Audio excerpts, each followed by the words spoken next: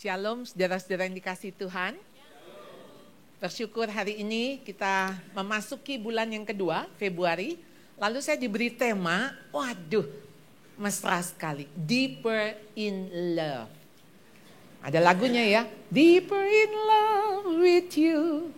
Tapi ini with spouse. Mungkin karena 2 hari yang lalu Valentine. Ya, siapa yang dapat bunga? Saya juga enggak. Waktu saya tanya, Pak, mana bunganya? Masih di taman, ya.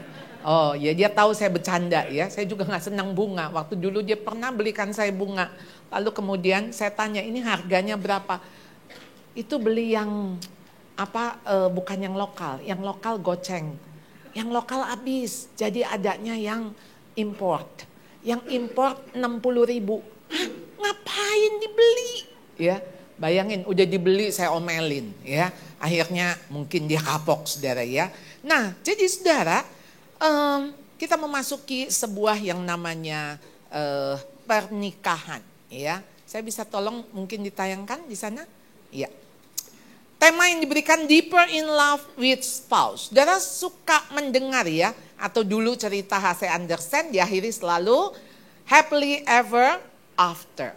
Jadi mereka bahagia selama-lamanya. Betul? Ya itu cuman ada di dongeng ya. Di dongeng kita membayangkan tuh kalau setelah menikah lalu kemudian keluar dari gereja ya setelah pemberkatan, wah mari kita akan hidup berbahagia selama-lamanya. Ya, ada tukang foto, saya punya teman tukang foto, dia bilang, "Cik, pernah satu waktu saya mau memberikan hasil foto, video ya kepada pasangan. Sampai di rumah itu, kemudian saya diterima oleh orang tuanya. Lalu orang tuanya bilang, ya udah cerai.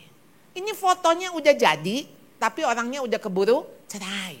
Bayangkan umur pernikahannya masih lebih pendek daripada jadinya foto dan video itu. Jadi saya bilang mungkin situ kelamaan, saya bilang ya. Jadi dia belum sempat waktu berantem mestinya lihat-lihat itu foto ya. Jadi nggak jadi cerai. Nah, fotonya kemana nggak tahu, belum jadi. Saudara, betapa rentan sekali hubungan kita saudara ya. Jadi happily ever after itu cuman ada di negeri 1001 malam ya.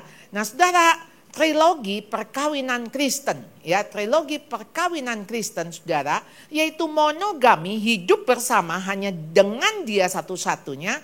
Kedua, kesetiaan, mengasihi dalam segala keadaan. Dan yang ketiga, seumur hidup sampai maut memisahkan. Bukankah itu janji kita kan? Ya, janji kita saudara, bahwa apa? Kita mau berjanji, saya akan hanya dengan engkau satu-satunya. Lalu baik, susah, senang, sehat, sakit, miskin, kaya. Saudara, kalau yang diambil positifnya saja, kaya, baik, sehat, senang, siapa yang gak mau? Tapi mari kita sebetulnya ngomong yang sebelah satunya. Saya akan tetap mengasihimu walau sakit, walau susah, walau miskin. Nah kira-kira sanggup gak ya? Jadi kayaknya janji nikah Pak Wigan, gimana kalau kita ubah? Jadi begini, saya akan mengasihimu, akan mencintaimu seumur hidupku. Sekalipun engkau menyakitkan aku. Sekalipun engkau memiskinkan aku. Sekalipun engkau menyusahkan aku. Saudara, kira-kira kalau janjinya begitu berani gak ya? Enggak ya? Aduh gak jadi dah. Tapi sebetulnya itu kan termasuk include ada di dalam situ. Tapi semudah kita berjanji. Anak saya waktu menikah dia ngarang sebuah lagu. Dia menulisnya vow ever gitu ya. Maksudnya janji selama-lamanya gitu ya. Lalu di dalam lagu itu dia kasih syair. Sebelum jadi lagu dia tanya saya, Mam lihat deh syairnya. Aku pikir ya, janji yang kita nggak tahu bisa kita tepati apa enggak, itu janji nikah. Karena kita belum menikah. Lalu apakah kita bisa memenuhinya? Nggak tahu. Iya ya, saya pikir betul ya. Iya kan, misalnya kalau aku janji sama mami, Mam nanti kita ketemu ya di depan supermarket gitu. Udah jelas, tahu nih supermarket, kita udah tahu tempatnya, udah tahu ini. Dan kemungkinan besar kita akan memenuhi. Tapi ini saya belum pernah ada di situasi itu. Saya belum pernah masuk, lalu saya berjanji, saya akan begini, saya akan begitu. Iya ya, jadi sebetulnya kita janji. Bukan kepada pasangan saja, tapi kepada Tuhan. Lalu waktu kita berjanji kepada Tuhan, kita cuma bilang, Tuhan saya nggak mungkin bisa melakukan janji ini. Kalau bukan Tuhan. Kalau bukan Tuhan yang memampukan, kalau bukan Tuhan yang menguatkan. Jadi saudara, kalau kita membayangkan hidup pernikahan sama kamu satu-satunya. Aku akan hidup bersamamu dalam kondisi apapun dan sampai maut memisahkan. Sangat indah sekali. Tapi kenyataannya saudara, perkawinan kita nggak begitu. Begitu banyak godaan, begitu banyak cobaan. Perkawinan yang lama bukan berarti hubungannya kuat. Mungkin saja mereka bertahan sampai terjadi ledakan bom waktu. Ada yang 38 tahun kemudian cerai. Ya, jadi sebetulnya sudah rapuh dari sebelumnya. Bukan berarti hubungannya juga hangat. Mereka tetap bersama walaupun dingin, hambar, dan sendiri-sendiri.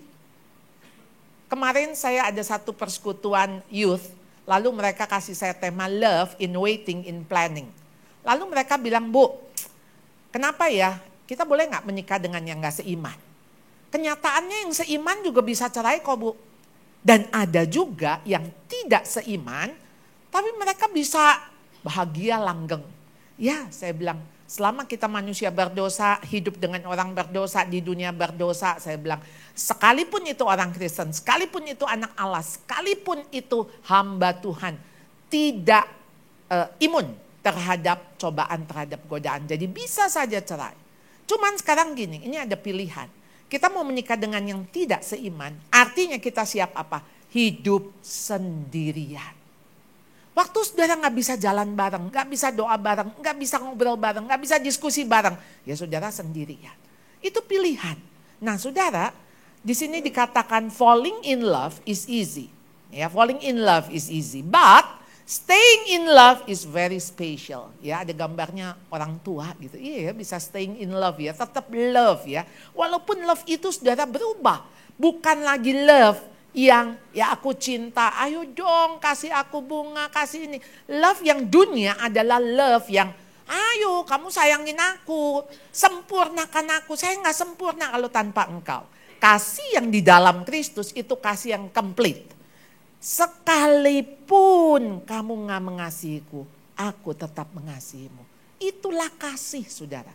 Kasih kita bukan kasih yang bergantung. Kasih kita bukan kasih yang bersyarat. Tapi kasih kita yang karena kita sudah dikasihi.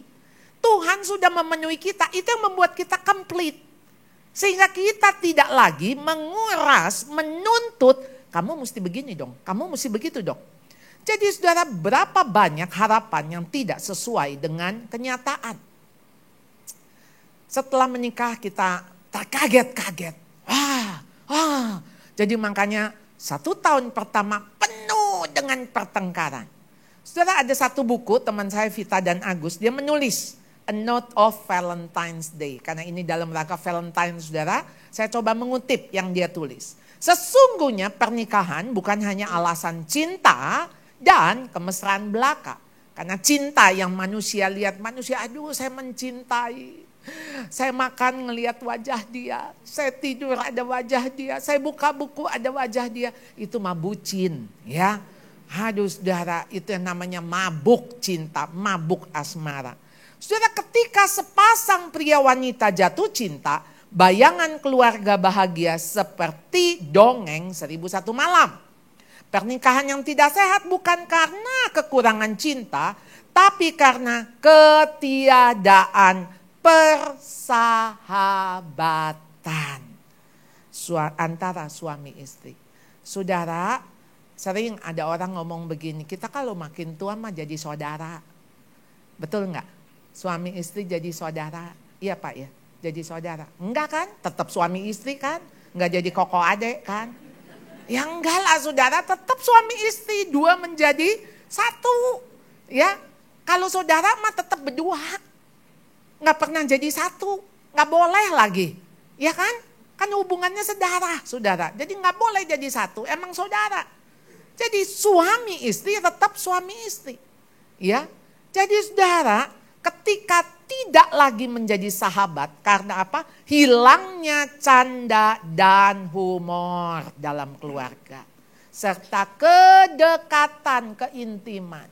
Saudara kalau udah gak bisa lagi bercanda sama suami, gak bisa bercanda sama istri, kalau ngomong serius, berarti ngomong yang penting-penting aja. Saudara, berarti hubungan itu sebetulnya sudah makin menjauh. Yang penting-penting aja. Kenapa saudara bisa ngobrol sama teman jam-jaman? Udah ngobrolnya yang kemana-mana. Tiap ngobrol ketawa. Saudara akan kangen gak ngobrol yang seperti itu? Kangen. Dan akhirnya saudara mulai dari obrol-obrol ringan. Kok ngobrol sama dia enak ya? Ngobrol sama laki gua, 4 kalimat berantem. Hah? Mulailah saudara, sebetulnya perselingkuhan itu terjadi mulai dari emosi. Emosi kita mulai dekat, enak ya ngobrol sama dia.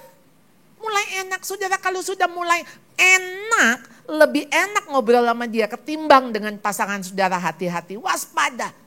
Dosa sudah mengintip. Hati-hati saudara, nggak ada orang selingkuh itu sengaja. Kecuali memang dia selingkuh, dia pergi ke pelacuran dan sebagainya. Tapi perselingkuhan yang terjadi ketika orang itu belum pernah selingkuh kemudian jatuh. Karena kepleset. Di mana dia kepleset? Hati-hati dengan celah, hati-hati dengan kekosongan. Nggak ada orang tuh selingkuh gini, saya kepengen selingkuh sama siapa ya? Sama siapa ya? Nggak ada saudara. Jadi nggak pernah direncanakan. Hanya karena ketemu di tempat kerjanya, karena ketemu di perjalanan, ketemu di reuni. CLBK cinta lama belum kelar. Saudara ketemu lagi. Kok dia ngomongin waktu SMP. Ingatlah SMP. Lu kecebur got naik sepeda bareng gue. Oh saudara itu seperti kayak bling. Kayak memberikan sensasi. Saudara sensasi itu saudara udah gak dapetin lagi. Karena selama ini sudah tawar, dingin, hambar. Nah, saudara ketemu dengan orang yang memberikan sensasi itu. Jadi saudara kenapa penting apresiasi terhadap apa yang dilakukan pasangan. Karena kita anggap sudah wajar. Ngapain bilang terima kasih, ngapain bilang sorry. Dia juga tahulah. Jadi saudara tiap kali konflik udah kayak selesai aja. Nah nanti konflik lagi diam-diaman. Tahu-tahu ngomong lagi. Saudara itu hanya kayak bisul saudara. Yang saudara cuman kasih rasa baal. Tapi sakitnya sebetulnya tetap ada. Jadi ketika masuk ke pernikahan yang sebenarnya banyak. Ternyata artinya kekecewaan. Ya, yang terucap dari bibir masing-masing. Apakah ini semua harus membuat pasangan suami istri berpisah dan balik badan. Karena barang yang diterima tidak sesuai dengan pesanan. Saudara kalau barang yang diterima gak sesuai pesanan, saudara bisa apa? Retur, bisa kembali. Saudara, pasangan saudara gak bisa. Karena saudara udah janji di hadapan Tuhan. Kalau saudara udah gak tahan, mendingan saudara doa sama Tuhan. Tuhan, ambillah aku atau pasanganku secepat-cepatnya. Udah kalau gak saya ya dia. Karena hanya maut yang boleh memisahkan. Jadi saudara, a happy marriage is the union of two good forgivers. Ini kata Ruth Bell Graham, istrinya Billy Graham. Jadi dia bilang perkawinan yang membahagiakan adalah kesatuan dari dua orang pengampun. Kenapa? Karena ada dua orang yang selalu bikin salah. Pasti bisa salah. Nggak sempurna pasangan kita, dia bisa salah. Love is not only the union of two good forgiver, but also the union of two good appreciators. Jadi ada 2 orang yang bukan hanya mengampuni, tapi ada 2 orang yang selalu memberikan apresiasi. Terima kasih. Saudara, saya terus terang, saya juga terus belajar. Kenapa? Karena saya dibesarkan di atas kritik. Kalau bagus dianggap ya udah emang mesti begitu. Jadi kalau jelek diomongin. Kalau jelek dikritik, kalau bagus ya nggak diapa-apain. Jadi saudara, kita dibesarkan oleh budaya yang seperti itu. Jadi untuk mengapresiasi, terima kasih ya Ma. Mama udah membesarkan anak-anak. Terima kasih ya Pa. Papa udah kerja keras. Kita rasa kalau ngomong begitu makanya geli gitu ya. Atau kok masa sih? Saudara, suami istri ketika selesai berhubungan. Hubungan suami istri. Apakah saudara saling mengucapkan terima kasih? Atau ya udah lu tahu lah, udah habis ini tidur, ngorok. Saudara, ataukah saudara mengapresiasi satu dengan yang lain? Jadi saudara, kita melihat bahwa mengapa orang menikah. Apakah karena jatuh cinta lalu rumah tangganya bahagia? Bukan. Karena mereka bangun cinta. Jadi bukan hanya jatuh cinta, yang katanya sejuta rasanya. Tapi bangun cinta, dari mana mereka bangun cinta saudara? Karena mereka hidup dengan teman hidup, bukan dengan musuh hidup.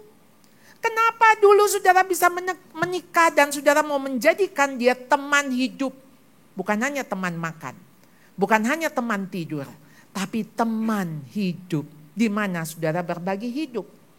Jadi dimulai dengan jatuh cinta, tapi sesudahnya porsi terbesar adalah bangun cinta. Bangun cinta bukan hanya tentang perasaan. Jadi kalau lagu-lagu saudara, itu isinya perasaan.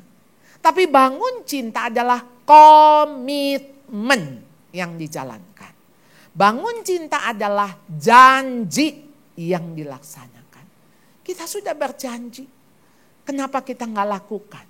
Jadi menikah adalah hidup bersatu dan berbagi hidup dengan seorang teman hidup selagi sama-sama hidup. Ini saudara definisi saya sih. Ya. Karena kalau satu udah meninggal, ya nggak apa-apa, saudara boleh menikah lagi. Boleh banget. Cuman sekarang maksudnya ada yang mau enggak gitu. Itu kan pertanyaannya. Ya, boleh nikah tapi ada yang mau enggak? Lalu sekarang kalau kita ini udah menikah sekian lama ya. Kemudian suami kita atau istri kita udah dipanggil Tuhan pulang. Udah ya, udah selesai kan tugas dia ya. Sebetulnya kita di masa tua, kenapa kita mesti ribet lagi? Emangnya menikah gak ribet, gak ribut? Adalah penyesuaian. Udah kita mau cepet-cepet ketemu Tuhan, ya enggak. Tapi kalau saudara dipanggil Tuhan, memang untuk menikah, menikahlah. Karena bagi saya menikah adalah sebuah panggilan.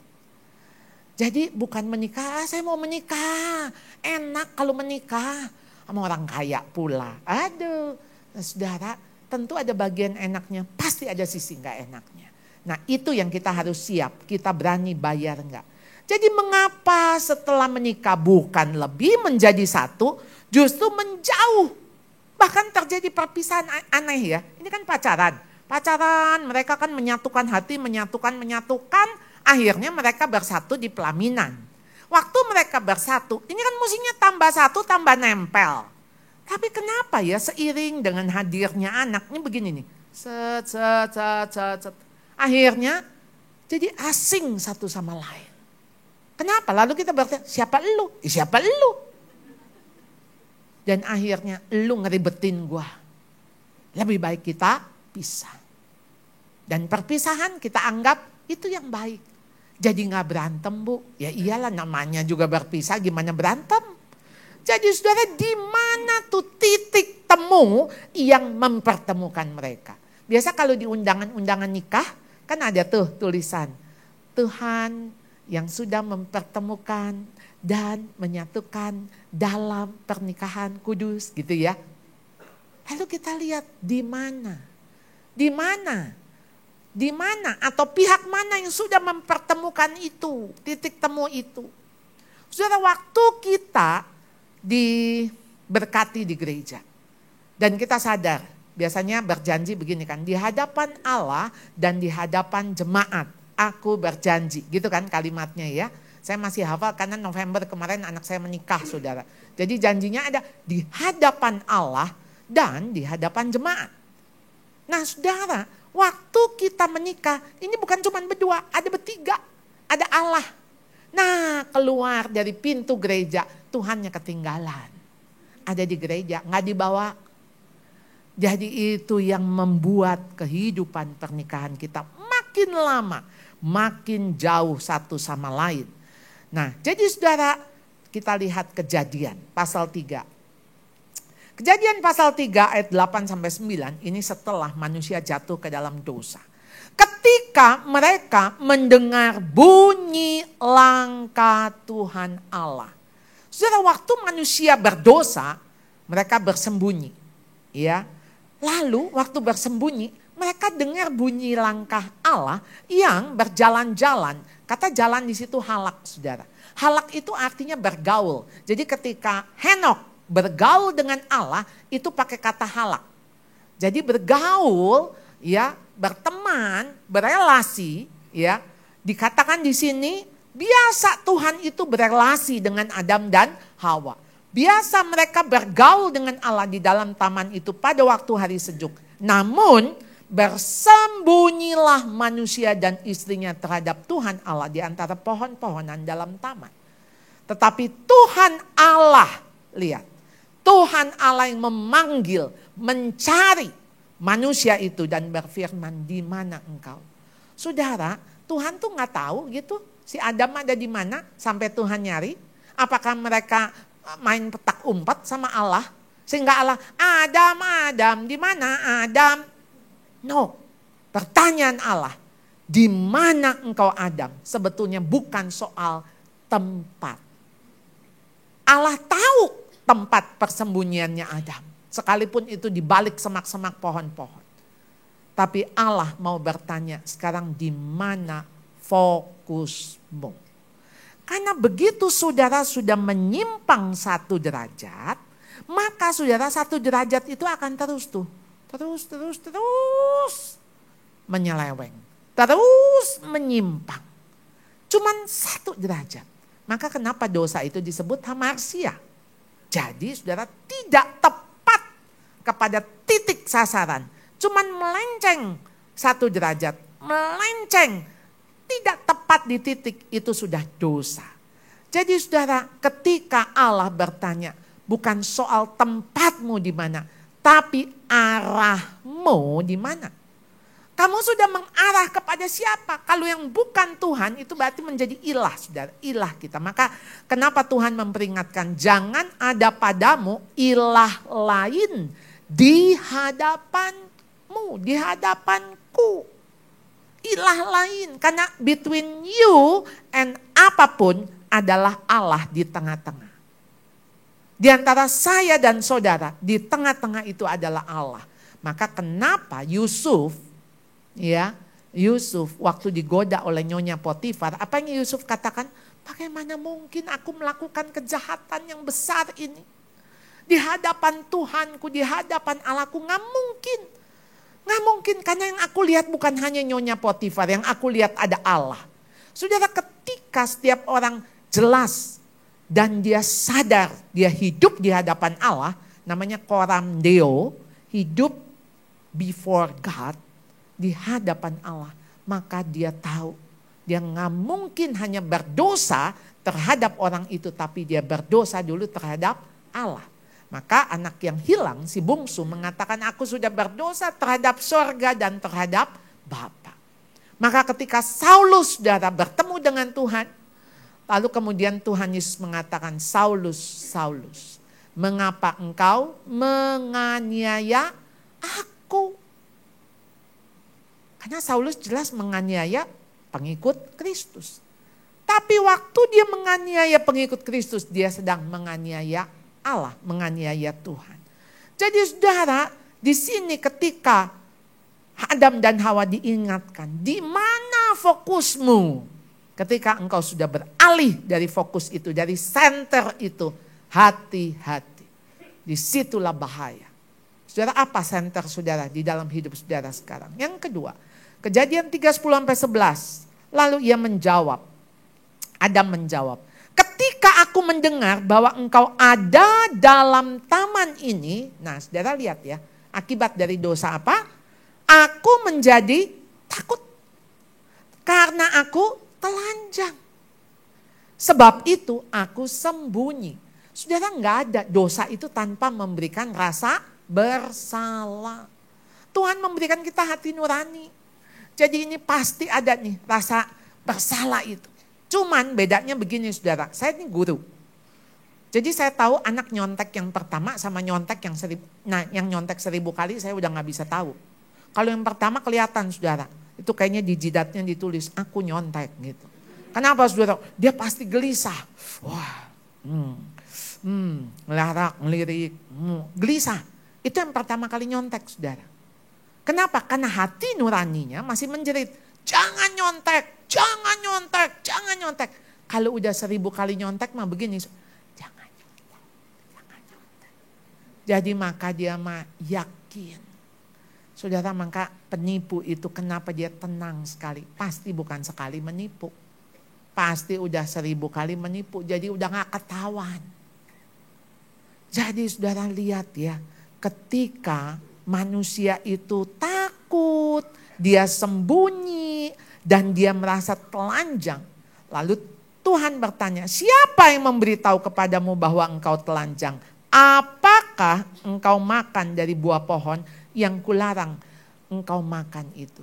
Saudara, waktu Adam dan Hawa, prioritas itu jelas, center sudah salah. Jadi kalau fokusnya salah, maka prioritasnya juga menjadi salah. Karena apa? Buah itu kelihatan nikmat. Dan saudara, waktu kelihatan nikmat, enak dilihat. Wow saudara, sebetulnya apa yang dikatakan. Kalau engkau mengasihi dunia ini, maka kasih kepada Bapa tidak ada. Ya, kenapa? Karena yang ada ketika engkau mengasihi dunia ini, keinginanmu, keinginan daging, keinginan mata, dan keangkuhan hidup. Dan itu 3 pintu dosa. Maka ketika manusia itu tidak mengasihi, maka dia adalah self-centered. Dia egois. Apa lawan daripada kasih? Egois. Egois. Lawan kasih bukan benci, saudara. Benci itu cuma lawan kata yang artinya gini. Biasanya kita membenci orang yang kita mengasihi. Karena apa saudara? Waktu manusia egois jelas tidak ada sedikit pun bagian yang dia bisa berikan. Karena selalu senternya diri. Orang egois itu egosentris, selfish. Nah, jadi ketika di sini prioritasnya sudah menjadi salah, saudara, maka ayat selanjutnya manusia itu menjawab, perempuan yang kau tempatkan di sisiku, dialah yang memberi dari buah pohon itu kepadaku, maka aku makan. Kemudian berfirmanlah Tuhan Allah kepada perempuan itu, apakah yang telah kau perbuat? Jawab perempuan itu, ular itu yang memperdaya aku, maka aku makan. Saudara, disinilah ada blame game. Saudara sudah menyalahkan. Maka guilt and blame itu sebetulnya jadi satu. Saya pernah tanya kepada seorang suami yang selingkuh. Saya bilang, Pak, kenapa Bapak selingkuh? Karena istri saya sibuk dengan anak. Istri saya tidak punya waktu buat saya. Lalu ya saya selingkuhlah. Ada wanita di kantor saya. Dia punya perhatian kepada saya. Saya kesepian. Jadi ya salah istri saya. Kira-kira begitu kan? Jadi saya selingkuh. Ya karena istri saya. Persis awal mula Adam juga begini. Kenapa engkau makan? Ya istri saya yang ngasih. Harusnya dia ngomong sama Hawa. Wah, jangan. Tuhan udah bilang. Kan Hawa. Ya. Tuhan udah bilang kalau kita makan kita akan mati. Saya juga gak tahu pembicaraan itu seperti apa karena tidak tercatat di Alkitab. Nanti kita ketemu Adam dan Hawa, kita tanya bagaimana sih prosesnya. Apakah Hawa mengatakan, iya gue udah tahu sih mati, tapi masa lu tega gue mati sendiri. Ayolah kita mati berdua, apa begitu. Sehingga inilah yang namanya Romeo and Juliet sampai ke entai. Mendingan mati berdua, apa begitu. Apakah si suami yang harusnya memimpin, karena dia kepala dari istri. Yang harusnya dia mencegah, dia menarik istrinya. Tidak dekat-dekat kepada pohon dan kepada ular itu. Tapi kenapa dia membiarkan? Jadi saudara lihat di sini, salah relasi. Relasi itu menjadi relasi yang menyalahkan, menuduh, dan seterusnya. Jadi kekecewaan yang timbul saat masuk ke pernikahan karena tidak terpenuhinya ekspektasi terhadap pasangan. Saudara, pasangan kita tuh siapa? Yang akhirnya kita tuh berharap, kamu dong yang mencintai aku. Kamu dong yang harusnya begini. Kamu dong yang mestinya begini. Saudara, kalau saudara masuk ke bagian itu, maka saudara akan kehilangan semangat untuk mengasihi. Kenapa? Karena saudara selfish. Ayo please love me. Lalu pihak yang satu itu juga sama terkurasnya. Nggak kebayangkan ada dua orang yang tidak puas, yang tidak fulfill, lalu menikah. Wah, itu pertengkaran tiap hari, tiap jam. Apapun bisa dipertengkarkan. Sehingga hilang semangat komunikasi intens tentang kualitas hubungan. Jadi suami istri tidak berani jadi diri sendiri, pakai topeng. Bicara cuman di permukaan, takut konflik, takut disalahkan. Berusaha tidak dicela, tidak dikritik oleh pasangan. Akhirnya apa? Saling menghindar. Dan semakin jauh. Saudara, saya punya teman, saudara, ya dia tinggal di lantai 2, suaminya lantai 3, ya mereka gak pernah ketemu. Serumah. Tapi ngeri sekali. Ngeri sekali, saya gak tahu ya rumah itu kayak apa ya rasanya ya. Nggak lagi home. Memang house. Makanya adanya home sweet home, bukan house sweet house ya. Home. Tapi di mana home, saudara? Kalau saudara pulang, saudara takut ketemu. Cepat-cepat menghindar. Mau keluar kamar, lihat dulu. Dia ada enggak? Enggak ada, tutup lagi. Aduh, itu bukan home, saudara. Jadi, ayo, ini ada sesuatu ya yang harus dibereskan. Saudara, ada satu gambar, saudara. Being a peacemaker, not a peacekeeper. Berapa banyak orang bilang gini, ya kita sih fine-fine aja ya, tapi udah masing-masing sih. Tapi oke kok, rasanya lebih enak begini ya. Saudara, itu kayaknya tipuan dari iblis. Iblis menipu saudara. Saya tuh punya emak sama engkong. Emak saya meninggal 98 tahun saya ingat, tapi engkong saya lupa. Waktu engkong saya dikubur, saya punya om itu sempat bilang, emak sama engkong tuh udah ngomong mungkin 20-an tahun. Enggak ngomong. Saya waktu itu masih cucu, masih kecil. Enggak ngomong, saya sering nginep di situ. Memang saya pikir mereka enggak ngomong, ya karena udah tahu sama tahu. Jadi ngomongnya dari hati ke hati gitu. Jadi memang enggak pakai ucapan. Saya pikir, saya enggak berasa.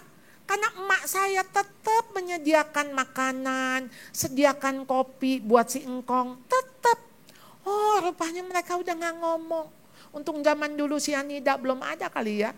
Waduh, kalau enggak bagaimana? Tapi kenapa kok bisa ada? Bisa. Jadi orang tuh ternyata bisa latihan. Sehari gak ngomong, bisa seminggu gak ngomong. Seminggu gak ngomong, bisa sebulan gak ngomong. Sebulan gak ngomong, bisa setahun gak ngomong.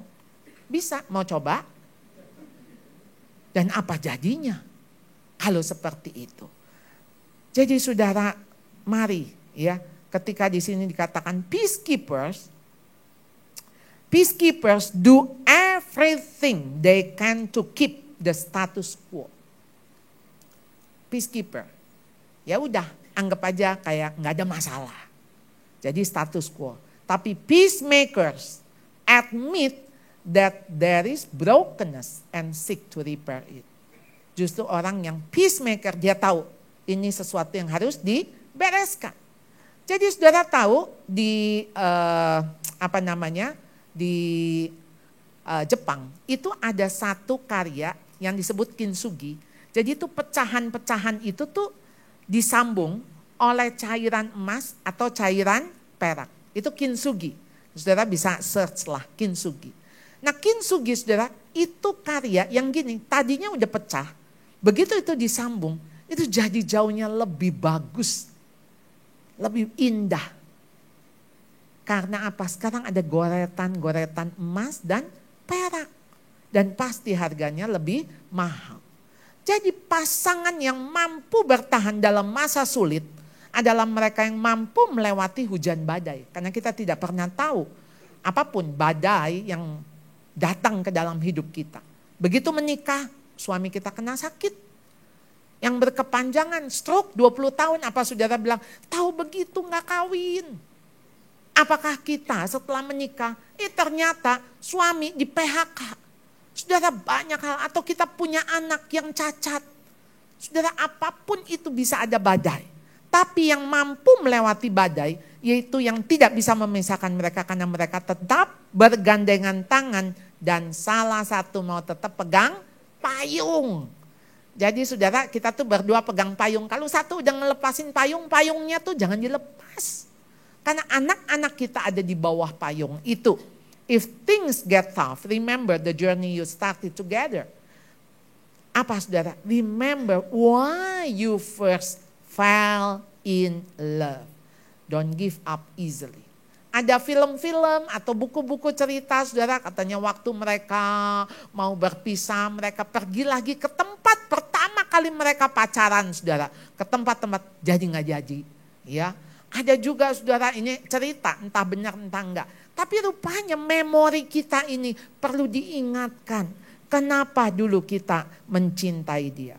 So a perfect marriage is just two imperfect people who refuse to give up on each other.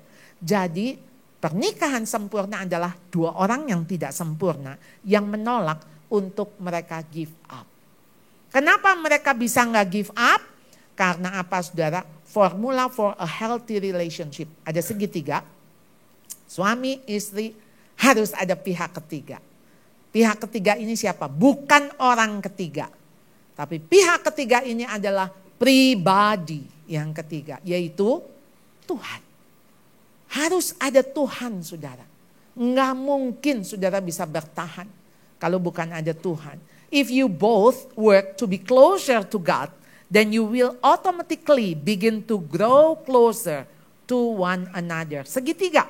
Saudara makin dekat sama Tuhan, yang satu makin dekat sama Tuhan, maka saudara akan makin dekat each other.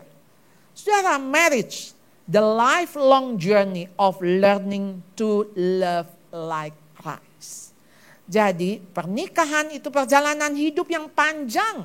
Yaitu apa? Saudara belajar mencintai seperti Kristus mengasihi.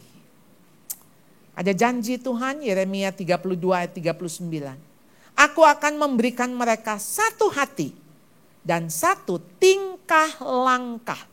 Sehingga mereka takut kepadaku sepanjang masa untuk kebaikan mereka dan anak-anak mereka yang datang kemudian. Satu hati, satu tingkah langkah. Saudara, satu waktu saya sedang kuliah. Waktu itu sedang kuliah kemudian saya tiba-tiba kepikir ya mengenai dua bentuk. Ya, jadi dua bentuk, saya tuh kepikir-pikir iya ya, saya itu kayak segitiga saudara. Saya segitiga runcing-runcing, tajam begitu ya. Ini sharp gitu ya ke atas, saudara, segala sesuatu mesti jelas. Sedangkan saudara, saya punya suami tuh lingkaran. Jadi itu lingkaran itu sesuatu yang menyenangkan, bisa ngeguling kemana-mana, bisa diterima siapa aja saudara. Tapi bagaimana segitiga dan lingkaran bisa bersatu? Jadi saudara, ini ada satu gambaran ya segitiga, sebelum gambar yang paling awal. Ya, segitiga lingkaran ya. Jadi bagaimana bisa masuk lingkaran dan segitiga? Enggak bisa saudara. Ya, tetap bentuknya masing-masing beda. Kecuali ya segitiga itu meregang. Saudara, waktu saudara stretch sakit. Tapi supaya apa? Supaya bisa menerima. Supaya bisa menerima saudara mesti besarin hati saudara. Saudara mesti bisa nampung kelemahan-kelemahan dia. Ya, saudara regang stretch. Ya, teori yang kedua saudara. Ya, segitiga dan lingkaran. Apakah bisa masuk? Nggak bisa, saudara. Ya, kecuali saudara kikis supaya bisa masuk. Banyak hal yang dia gak suka dari diri saya. Ya saya mesti ilangin, saya mesti kikis. Saudara, ini mulai start with me, saudara ya. Jadi kalau saudara bilang gini, kok jadi kita terus Bu yang regang, yang kikis, regang, kikis. No, everyone, setiap orang harus mulai dengan yes. Tuhan, saya mau lebarin lagi. Saya mau tampung segala kesalahan, segala kelemahan. Tapi Tuhan, saya juga mau kikis diri saya. Banyak hal yang dia sulit menerima saya mau belajar Tuhan. Ini gak penting Tuhan. Saya cuma mau saya makin dibentuk oleh Tuhan. Dan teori yang ketiga saudara, kembali ya. Jadi segitiga dan lingkaran. Tidak bisa ketemu saudara. Kecuali yang satu peyang, yang satu penyok. Nah, peyang dan penyok ini saudara, dia akan bersatu dan dia akan mengatakan saya, bukan lagi saya. Ya, maka bisa bilang kita. Ya, maka bukan lagi mempertahankan kamu harus kayak saya. Ya, mencet odol tuh mesti dari bawah. Kenapa kamu dari tengah? Ya, kenapa kamu taruh ini di sini? Kenapa kamu nggak bisa begitu? Kenapa kamu telat melulu? Mesti 2 jam di muka. Wah saudara, itu pertengkaran apa aja bisa jadi alasan. Jadi mau nggak berubah seperti Kristus? Jadi bukan lagi patokannya saya, bukan lagi patokannya kamu, tapi kita seperti Kristus. Mari kita berdoa. Tuhan, kami tahu di dalam pernikahan kami tidak mudah. Kami harus menjalani banyak penyesuaian. Tapi tolong kami Tuhan, kami tidak lagi melihat diri kami yang penting. Tapi kepentingan orang lain jauh di atas kami. Kepentingan pasangan kami. Sebagaimana Tuhan ketika Engkau menasehatkan bahwa kami harus rendah hati. Menganggap orang lain lebih penting. Tuhan tolong ampuni kami Tuhan, selama ini kami egois. Kami hanya pikir tentang diri kami sendiri. Kami tidak berpikir tentang apakah pasangan kami. Pasangan kami yang Engkau ciptakan. Yang Engkau juga tebus. Yang Engkau juga hargai. Yang Engkau juga kasihi. Tapi kami memandangnya remeh. Kami tidak memandang sebagaimana Tuhan memandang. Ampuni kami Tuhan, ampuni. Dan biarlah Tuhan, di masa-masa ini kami menghargai kehadiran, keberadaan dari pasangan kami. Satu saat Tuhan bisa mengambilnya kapanpun, anytime. Kami sudah berjanji di hadapan Tuhan bahwa kami mengasihi sampai seumur hidup, sampai maut memisahkan. Beri kami kesempatan Tuhan, untuk kami boleh menunjukkan kasih kami yang lebih lagi. Sehingga kami sungguh menghargai kehadirannya. Dan Tuhan berkati kehidupan berkeluarga kami. Bagi orang lain di sekitar kami. Bagi anak kami, bagi mantu kami, bagi siapapun yang melihat pernikahan kami, mereka diberkati. Pakailah kami Tuhan, pakailah kami. Tolong kami terus menerus makin mendekat dengan Tuhan. Supaya kami bisa mendekat satu dengan yang lain. Kami memohon, kami bersyukur hanya di dalam satu nama.